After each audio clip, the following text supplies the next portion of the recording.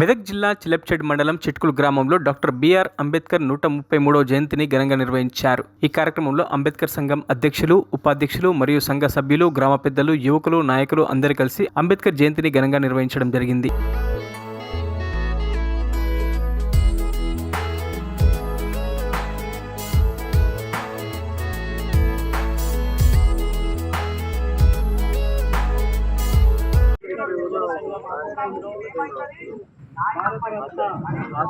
బాబాసాహెబ్ అంబేద్కర్ గారి జయంతిని ఘనంగా నిర్వహించడానికి చేసిన తమ్ముళ్ళు, అన్నలు, అక్కలు అందరికీ కూడా జై భీమ్, జై భీమ్ వందనాలు తెలియజేస్తా ఉన్నాను.